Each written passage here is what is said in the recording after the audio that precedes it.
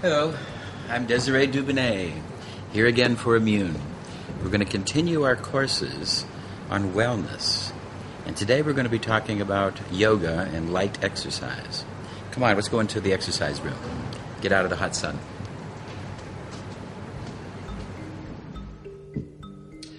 So this is my dojo, my exercise room. My wife bought a carpet with a picture of me.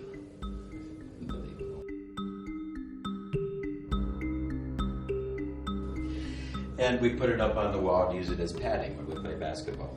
And what we're going to be talking about today in our further analysis of wellness, some of the basic ideas of yoga and stretching. And just to take a little bit, we've been saying that wellness is caring. You've got to care for your body. Now, a lot of times people don't want to exercise, but chopping wood and carrying water is a nutrient. It's something we need. Keeping the spine supple in all the different directions is a nutrient. And you are as old as your spine is supple. When your spine starts to get clogged and won't bend, your body ages. Because there's many different life forces, not just neurological. We have the flow of the prana, the acupuncture meridians, the life force itself that flows through us and through our spine. Chiropractic, osteopathic are based on this basic idea. And this is a very true idea. We want to try to keep that working. I'll be giving you some different exercises. In the idea of wellness, we want to talk about celebration. You see, most people think that celebration is something that should be done once or twice a year, and that's the old days. They bring out a pig and celebrate. Now, as people became more and more affluent, people started to recognize that they could celebrate every day. Take the example of, go back in history, look at the kings. Look at Henry VIII. Gluttony. All the different things that some of these people did, because they started to celebrate every day.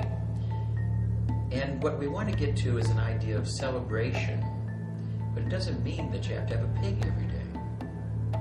It doesn't mean that you have to have a whole case of champagne every day. Celebrating life, celebrating stretching, celebrating companionship. When I went to Germany, I noticed that they had very bad food in many places, but the people were relatively healthy because they celebrated every meal. Didn't mean that they had to kill a pig, but they would celebrate. And celebration does not mean opulence. Does not mean that we have to have a brand new cigar and 100-year-old brandy. Even though you can't afford it, still, celebration is really a quality of the mind. It is not an entity of what you use. It is in the mind. And some of the most simple, poor people in the world celebrate, and celebrate life so well. That's what we're trying to get to. So, a long, long time ago, a person taught me how to celebrate yoga, stretching. There was a time back in Youngstown, Ohio, using the word yoga was thought as something of the devil, because it was a word not American. Now we have more open minds, or at least some people have more open minds. There are some closed-minded people.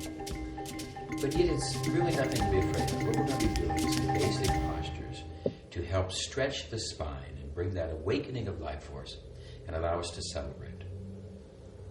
First, we're going to start with the breath. Just simple breath movements. Simple breath movements, recognizing that the diaphragm should come down and the stomach should come out when we breathe in.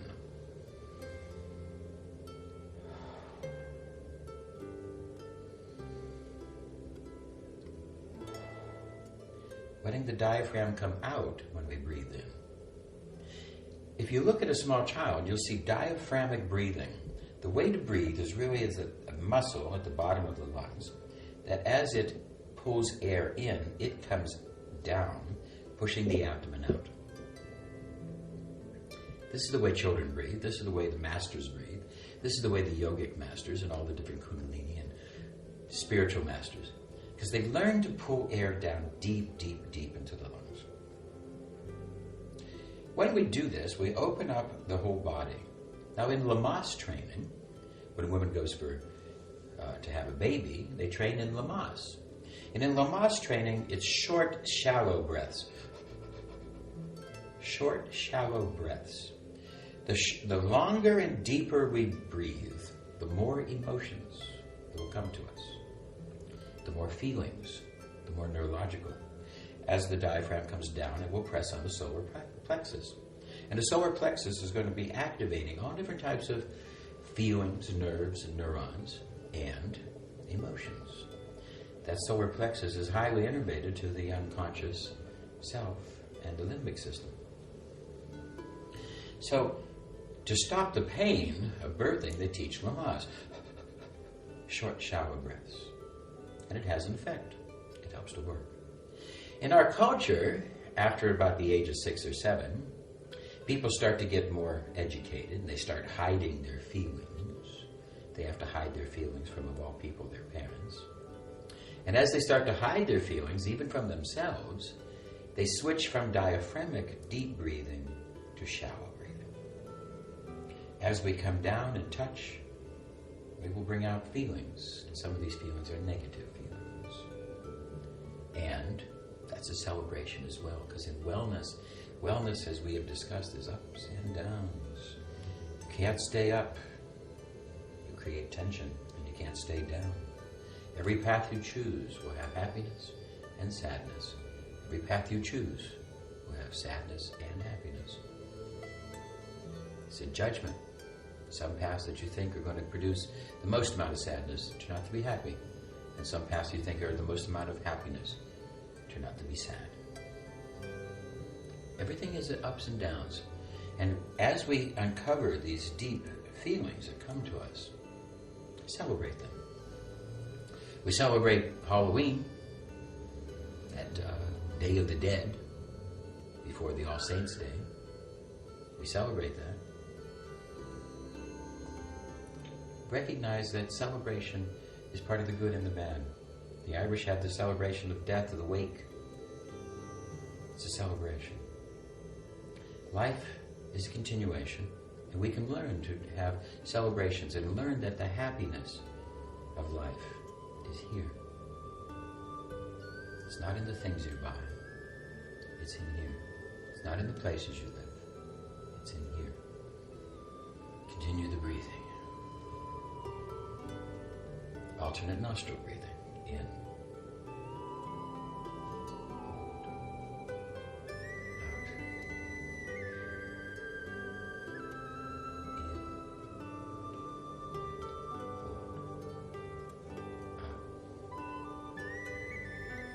To help stabilize the brain, letting the oxygen come in, and the stomach come out, etc.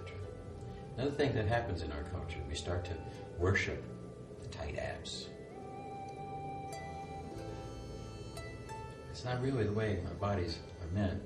That's the way our bodies are meant to be when we are of childbearing age, because that's what's attractive. The tighter the stomach and the bigger the hips, it's a sign that that person might be able to carry a child, carry that baby. It's a sign that in the man, he might be able to defend the family. Once we get a little older, we should have more relaxation. Let's go back into some of the basic yoga movements that I use every day. And I try to celebrate this every day. And I always tell myself that on the days that I don't want to do it, the days I really just don't feel like doing it, those are the days I must do it. Those are the days I must do it. On a day that I really want to do it, I can skip that day. But on a day that I really want to do it, I want to do it. Terry Bradshaw, quarterback for the Pittsburgh Steelers, once said, "There's one thing he hates more than jogging. That's not jogging." So think about that. doing exercise. The benefits of that are fantastic. And I want to try to show you some simple movements of yoga that can make and improve your day. First, we start with the dog position.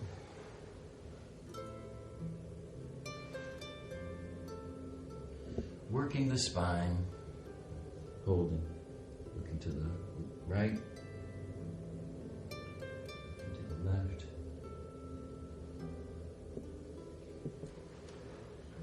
Up into the cobra.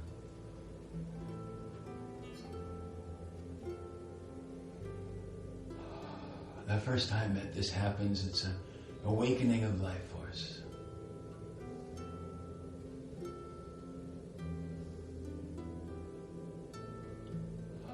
We want to try to hold these positions for 20 seconds when we get into them. That's the time it takes for oxygen to transfer into all the ligaments and muscles. Look at the feet.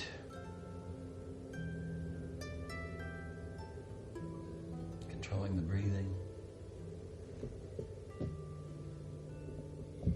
Back.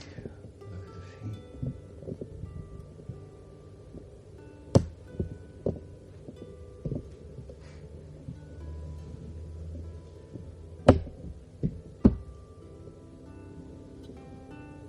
Up.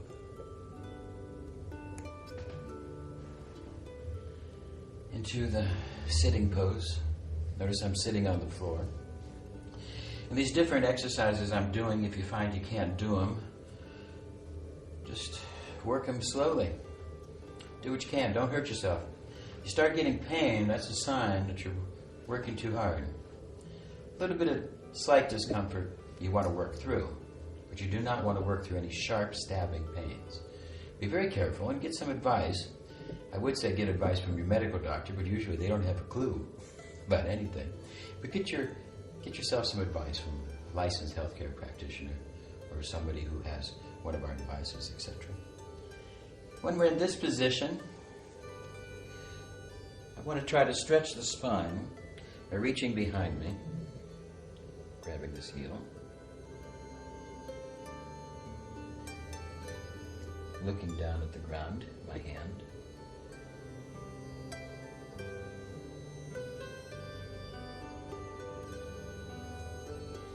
If you can't do quite the same position, if you can't go so far, just do what you can.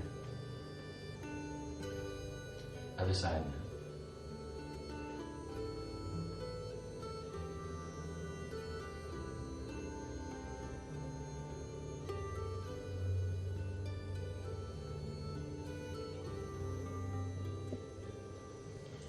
Back to the cobra, through the dog.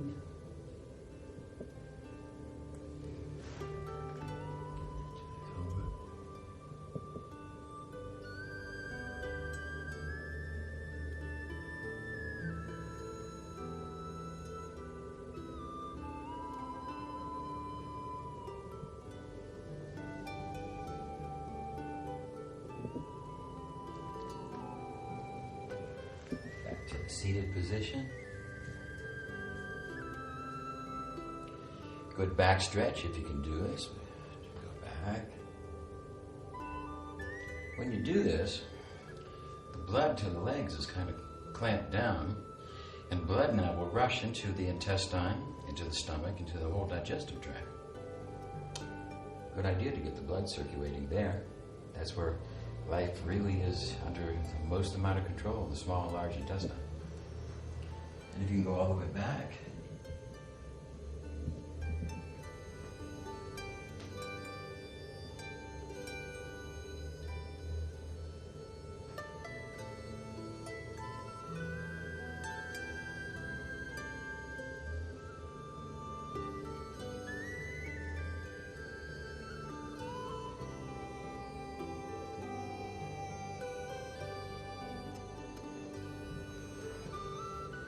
up. Recognize that blood was, so we want to tap our feet here to get some blood going. Back into the cobra.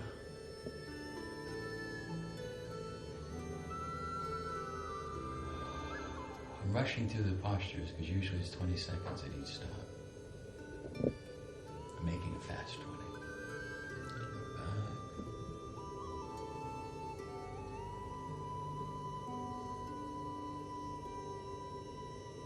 To the other side.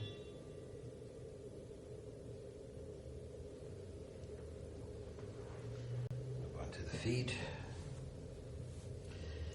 Little different stretch now when we did it before. We were sitting on the floor. This is a whole different part of the back.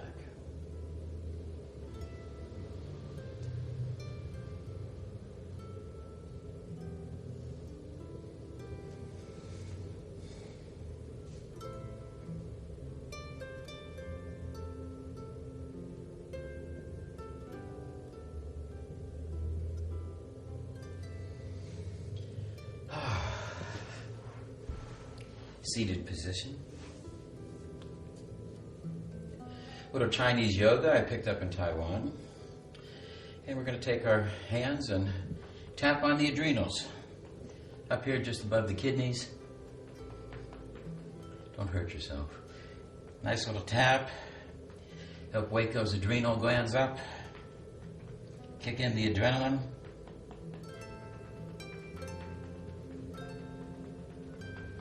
Anywhere from 50 to 100 times. Little thymus tap. Oh, the thymus gland, the immune system.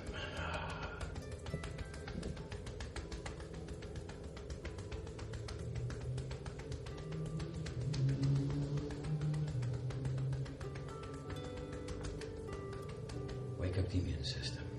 50 to 100 taps. You saw Tarzan do that. Apes do this. Has an effect, wakes up the whole adrenal gland, the thymus and the adrenals. Draw down the heart meridian as if we have a bow. 7 times.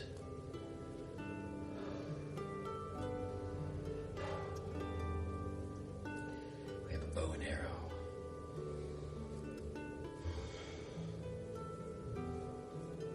Did I do 7? Seems like. Do the other side.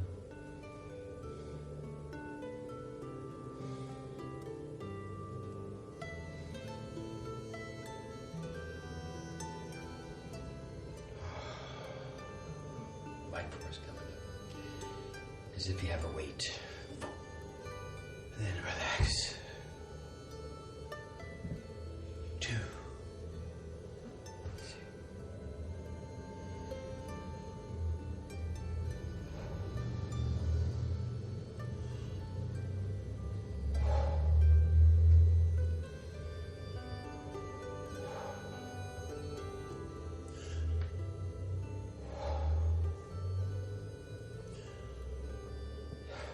7 times.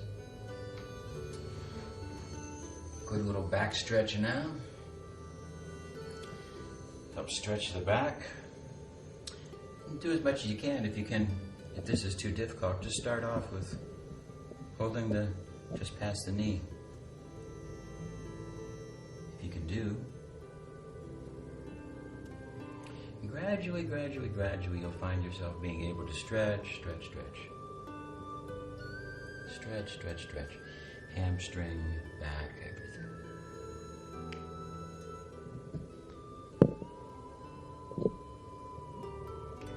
And if you can kiss your knee, that's pretty good. Not bad for somebody about to be 60, huh? The reason I look the way I do, the reason I can do this, is I do it every day. Stretch the spine. You're only as old as the spine is supple.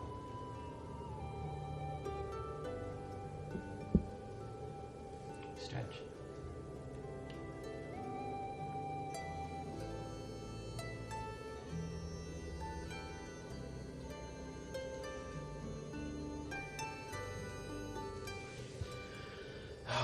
Wake the life force. Now, this exercise is the best one for weight loss and trimming the abdomen. Sit cross-legged as best you can. Arms up in the air. Clasp behind your head. Reach down to the floor, or as far as you can. Stretching that spine. Stretching your waist. 20 seconds each spot. I'm going through it a little faster here.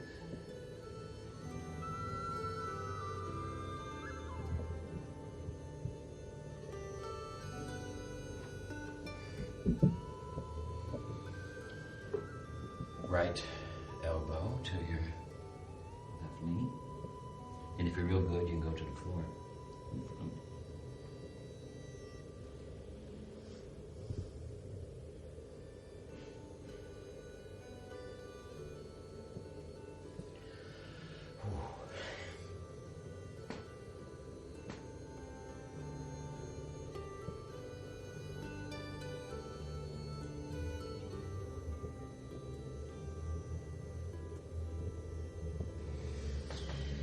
Three of these, each side. Side to side, crisscross, 3 times, 20 seconds at each spot. Helps trim down the body, keeps you slim and trim.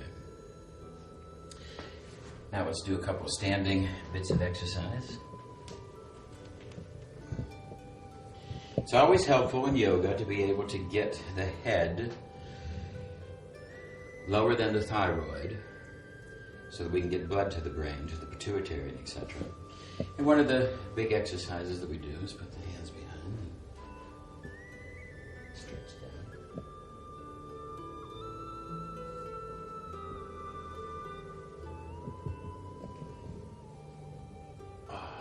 Back bend.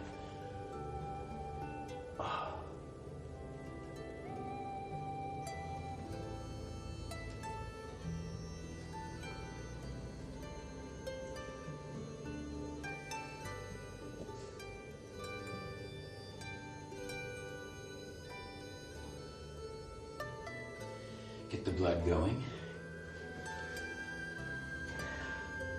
Oh, let's stand up. Let's do a couple more standing exercises here. Reach down to the knee. Bring your arm over. Try to keep your body straight. Don't bend to the side, but keep your body as straight as possible.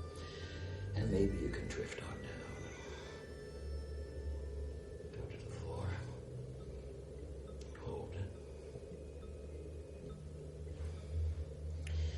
Side.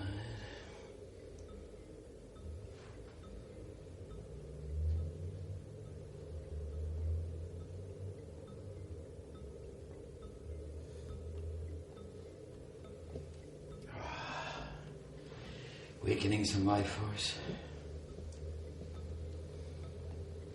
Balance exercises.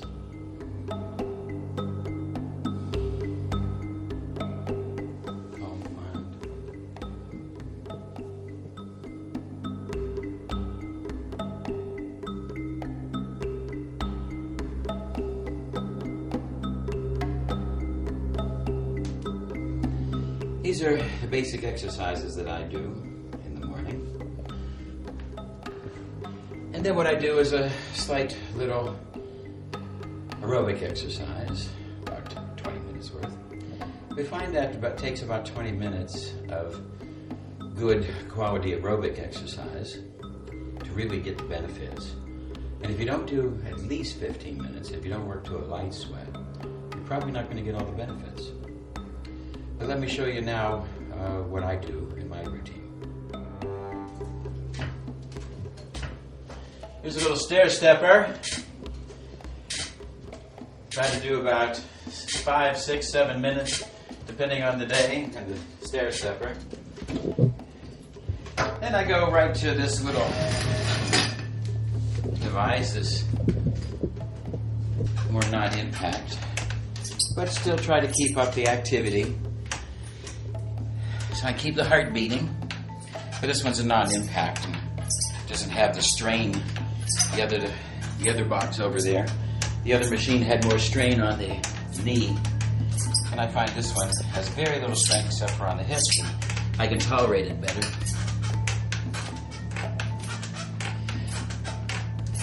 And I'm going to do about 10 minutes on this one. So together I got about 15 or 16 minutes into it, and finally I get on to another device. Another little cross-crawl device.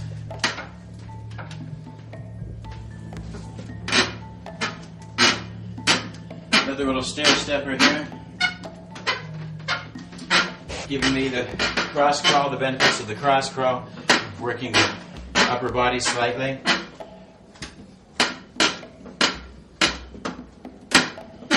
I'm going to do about 6-7 minutes on this, making sure that I get my first 20 minutes worth. Let go.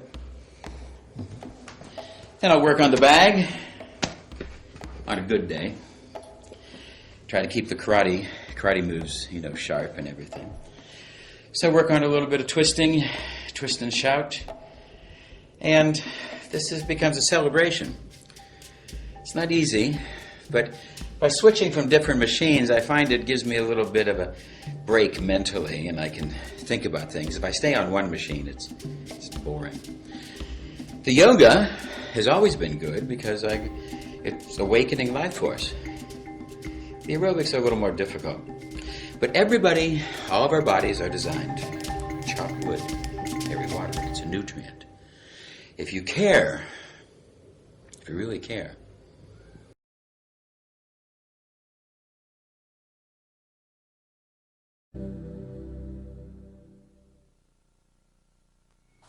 Hello, I'm Patricia Walden. I'm looking forward to sharing my experience of yoga with you. In my classes over the years, I've watched many students of all ages discover the benefits of yoga. I've seen their tensions release as their bodies become stronger and more flexible. Health and well-being are the rewards of yoga. These benefits have been proven over centuries. Some of these benefits are immediate, like the deep sense of relaxation we feel. Some reveal themselves over time, like improved resistance to stress and increased poise and equanimity. The system of yoga we'll be practicing has been perfected by my teacher, BKS Iyengar. The beauty of his work lies in its precise instruction and attention to body alignment. Iyengar yoga includes the use of props, like chairs and blocks. These help my students overcome physical limitations. If you're a beginner, I'll teach you how to modify some of the poses using these props. In this program I've designed for you, we'll begin with a warm-up sequence to help you get started, and then we'll move to standing poses, the foundation of Iyengar yoga. These give us flexibility, strength, and stamina.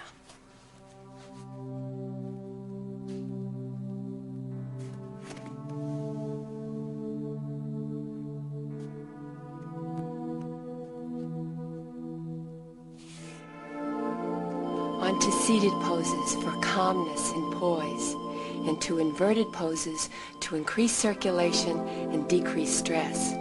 We end with poses of deep relaxation, which leave us feeling energized and refreshed. So practice with me each day and discover the wonderful rewards that yoga can bring to your life.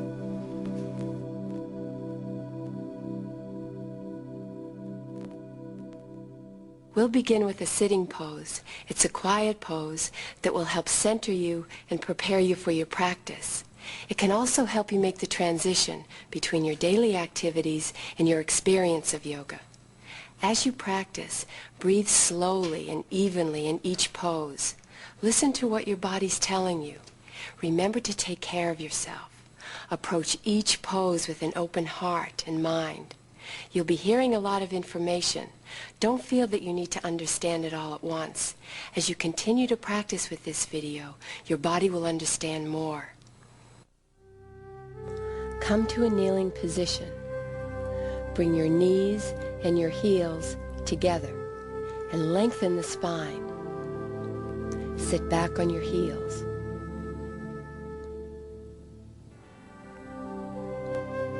If you feel any discomfort in your knees, take a blanket and place it across your ankles. Sit back on your heels so that your hips are raised. Distribute the weight evenly between the right and left sitting bone. Press the sitting bones down. Sit so that your ears, your shoulders, your hips are all in the same plane. When your body is balanced, it's much easier to relax. Bring your arms by your sides. Inhale and slowly raise your arms up to shoulder level. Draw your shoulders down and extend through your fingertips. Turn your palms up.